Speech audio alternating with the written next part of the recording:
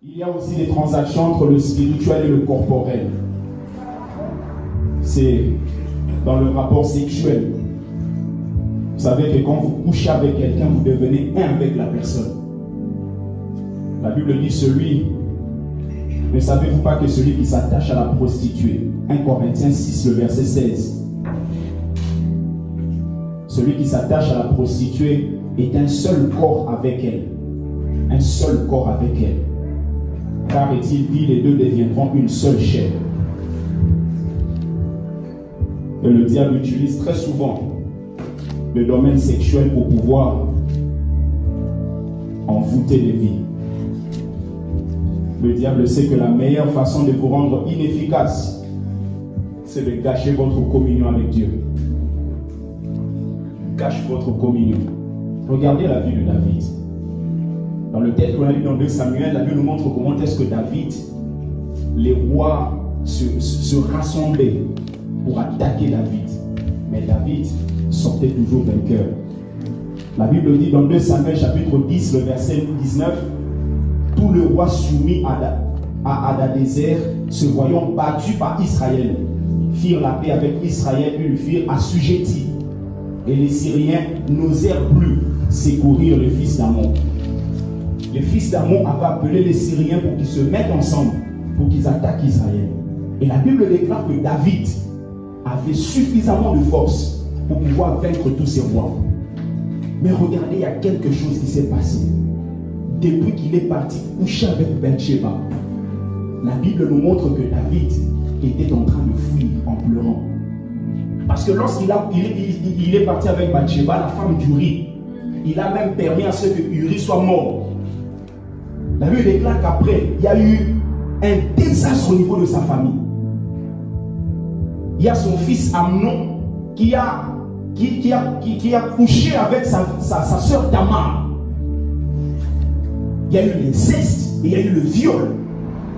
Pourquoi? Le père venait de commettre quelque chose qui a déplu l'Éternel. Non seulement ça, il y a eu le meurtre par la suite.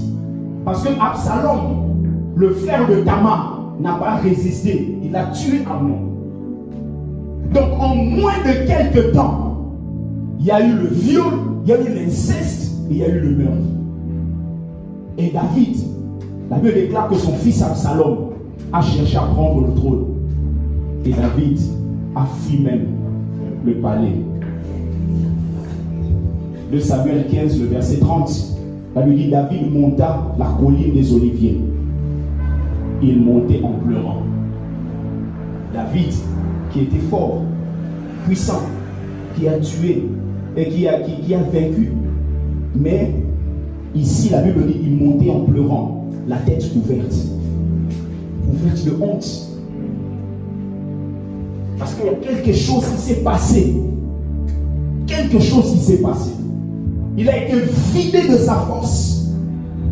Qu'est-ce qui fait qu'un homme fort, puissant, impressionnant, soit devenu aussi faible,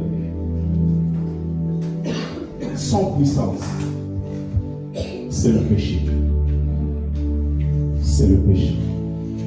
Le péché nous amène à vivre certaines transactions. David a eu la faiblesse, l'humiliation, et il a cédé la puissance, la force, la victoire. Mais ce que j'aime, c'est que Dieu est toujours prêt à nous pardonner. Il est prêt à nous pardonner. Et quand on commet quelque chose, Dieu ne se cache pas. Dieu se dévoile.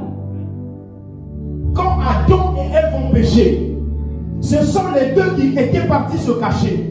Mais Dieu ne s'était pas caché. Comme pour dire, à chaque fois qu'on se loigne de lui, lui il est toujours là visible afin que nous revenions. Il se montre. D'ailleurs, il dit à Adam et Ève, où êtes-vous? Où es-tu? Je te cherche. Il y a des gens que Dieu cherche. Dieu te cherche dans l'intimité. Dieu te cherche dans la vie de prière. Dieu te cherche dans la crainte de Dieu.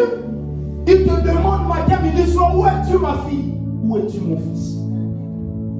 Où es-tu? Où es-tu? Il dit, je me suis caché, je suis nu. Tu crois vraiment que si tu es nu, Dieu ne le sait pas? Il le sait. Quand Dieu t'appelle comme ça, ce n'est pas pour que tu donnes des explications. C'est pour que tu viennes, tu lui dises, papa, j'ai failli. Amen. Alors restaure-moi. Restaure ma vie. Restaure ma vie.